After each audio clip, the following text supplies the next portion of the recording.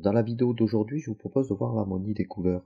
En photographie couleur, forcément, la couleur a une très grande importance. On va essayer d'avoir une certaine harmonie entre les différentes couleurs. On va balayer quelques photographies que j'ai prises là sur les dernières années et que j'ai rassemblées dans un livre pour voir un petit peu pourquoi je les ai choisies et en quoi elles étaient intéressantes, outre la composition, au niveau de l'harmonie que peut avoir les couleurs dessus. On va prendre cette première photo, donc une photo sur le vieux port.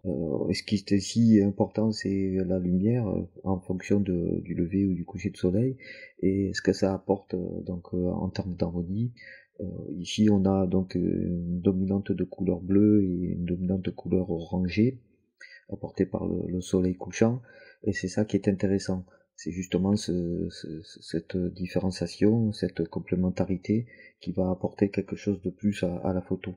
Alors pour s'en rendre compte, on va basculer sur un petit outil que propose Adobe, qui s'appelle Adobe Color CC. C'est intéressant parce que ça va nous permettre d'étudier en fait des thèmes au niveau de l'harmonie des couleurs sur les photos, et notamment grâce à ce petit outil là tout en haut, créé à partir d'une image.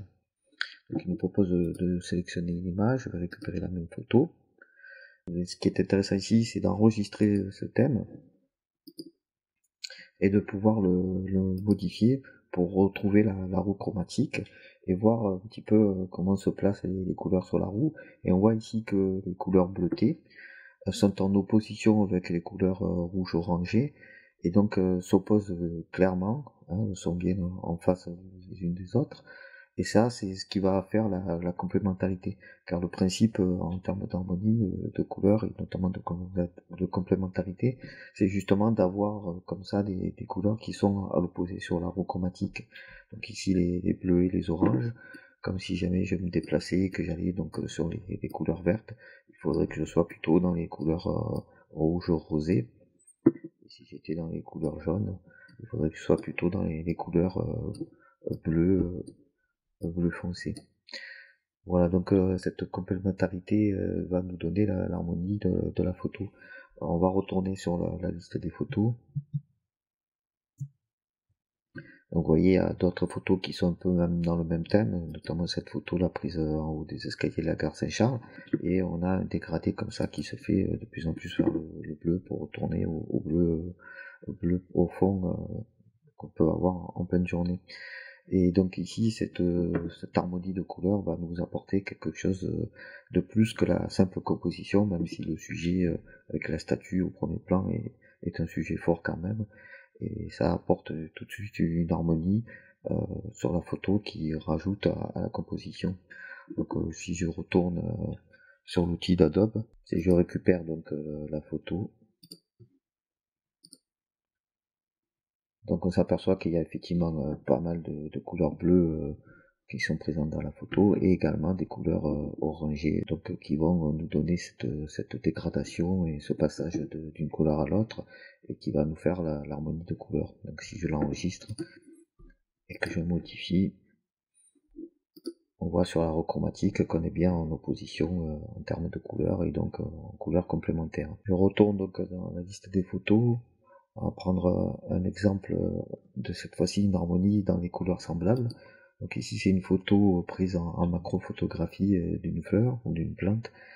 On va voir ce que ça donne en termes d'eurochromatique. Donc je sélectionne la photo. Et donc vous voyez ici que cette fois-ci l'harmonie se fait par rapport à des couleurs très semblables. On est vraiment dans un camailleux de tons verts. Donc si on se retrouve dans l'enregistrement et la modification pour la haut chromatique, on voit qu'on est vraiment dans des tons très semblables, très proches, et donc cette similarité va faire la complémentarité cette fois-ci et l'harmonie par rapport à des tons semblables. Je retourne donc dans les listes des photos. On va essayer de voir des photos maintenant qui sont un petit peu en effet contraire. Donc je vais prendre celle-ci par exemple. Donc ça c'est pris depuis les hauteurs de Marseille, donc on devine un petit peu la ville dans le flou là, d'arrière-plan, et on va voir un petit peu ce que ça donne en termes de roue chromatique. Donc là on voit un petit peu donc les différents tons présents dans la photo d'après l'outil d'Adobe Color. Donc on a des bleus plus ou moins prononcés, et aussi des tons dans les tons verts. et des tons un peu plus sombres. Donc si j'enregistre le thème et que je demande une modification, on voit que là, cette fois-ci, on a pas mal de couleurs qui sont très disparates. On a des couleurs dans les tons jaunes, on a des couleurs dans les tons verts, des couleurs dans les tons bleus, des couleurs dans les tons violets. Et donc on a pas mal de différences. Cette fois-ci, l'harmonie est cassée et pas respectée. Et donc la photo perd un petit peu de son intérêt. Je retourne dessus. Alors pas que la photo soit complètement ratée, hein, mais ici il y a une prédominance de ton vert qui s'oppose au ton bleu et qui fait que on a une harmonie qui est pas respectée et ça choque inconsciemment au niveau du regard et la photo va tout de suite avoir beaucoup moins d'attrait que celle-ci en dehors du fait même de la composition et des sujets présents dessus. Voilà, vous voyez que c'est beaucoup d'importance cette harmonie. Donc on peut avoir, donc on a vu ici, soit des harmonies par complémentarité, par ton complémentaire, donc le bleu et l'orange, qu'on retrouve ici. On peut avoir une harmonie par des couleurs semblables, comme on peut voir ici. Donc ce qui est important en fait, c'est d'essayer de respecter cette harmonie d'une façon ou d'une autre. Donc c'est effectivement rendu très facile par les couchers de soleil où on va avoir une harmonie de couleurs entre le bleu et l'orange. Et il n'est pas inutile de chercher dans ses propres compositions dès que possible cette harmonie. Je pense notamment par exemple à la photo de portrait, car ici j'ai pris essentiellement des photos de paysages, mais on peut aussi aller dans le portrait avec cette recherche de couleurs qui s'associent bien. Notamment je pense là comme ça au dépourvu, si on prend une photo de portrait d'une personne avec des couleurs de cheveux blonds, on va se retrouver donc avec une dominante de ton jaune. Et donc c'est pas inintéressant en fait de se dire que il faut de la complémentarité par rapport à ce jaune. Et donc on voit ici par exemple que si on est dans les tons un petit peu jaunes, il faut plutôt partir vers les tons un peu violets ou bleutés pour avoir une complémentarité.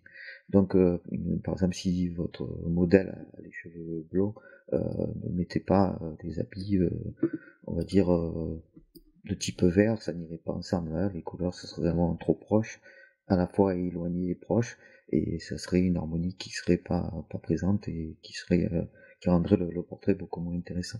Donc, par exemple, typiquement une personne aux cheveux blonds, on va éviter de le mettre en pleine nature avec un fond très vert derrière elle, même s'il est flouté, même si l'arrière-plan est flouté grâce à une courte profondeur de champ, la couleur verte va jurer en quelque sorte avec le blond des cheveux et ça va pas s'associer.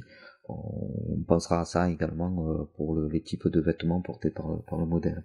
Voilà, donc c'est tout pour cette vidéo sur la couleur, l'harmonie des couleurs. On en reparlera quand c'est un sujet très vaste en photographie, mais je voudrais voilà juste vous indiquer ces quelques points-là pour que vous puissiez penser lors de vos prochaines sorties photos.